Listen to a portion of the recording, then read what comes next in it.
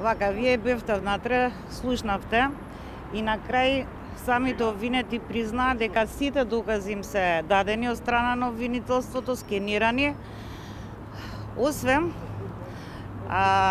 CD-њата, значи во електронска форма, што ни беше пратено од мобилните оператори, за дојдовни и поидовни повици на нивните телефонски броеви, но од друга страна, врз база на тие податоци што сме ги добиле од мобилните оператори е изготвена анализа. Така да, таа анализа на одбраната и беше дадена уште со завршување на истрагата, така да лично сметам дека ова само во насока на одолжување на постапката. Што очекувате од овој процес сега е на старт? Какви се вашите очекувања? Во кој смисол мислите? Во траење, во докажување, во... Па видете, тоа сега зависи од судот, во суштина, затоа што секој од обвинетите со овие последниве поднесоци што ги доставија, имаат побарано преку околу 300 сведока секој од нив. Така да сметам дека судот апсолутно не треба тоа да ги прифати сите сведоци нормално, без да се наруши правото на одбрана.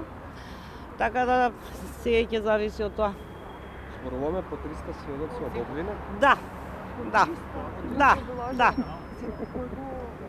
Во моментов имаше присуда за смисла, не знам дали ја слушнавте? Не бев во судница, не ја слушнав, да, не можам. Колку во прилог што имаше веќе судски процес за учесници во насилниот упад во собрание, колку тие пресуди одат во прилог на овој процес што денеска почнува, бидејќи сериозно дело е, нели, терористичко загрозување на уставниот поредок? Па видете, секој предмет си е за себе. Не може една пресуда да влијае на друга ако се работи за различни предмети. Да, настанот е исти, некои сведоци се поклопуваат, односно што беа таму обвинети сега се сведоци во овој предмет, но сметам дека таа пресуда не би требало да влијае на овој процес. Дигнавте ви раци од Груевски, Бошковски, тие нема обвиненија за нив, ги барате ли, имате ли... Не може да има обвинение затоа што не се сослушани во фаза на истрага. Чи законот е дециден, мора да дадат исказ.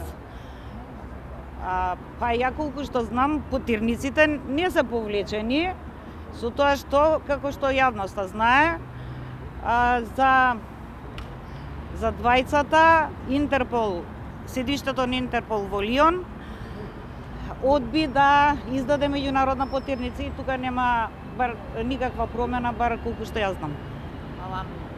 Благодарам.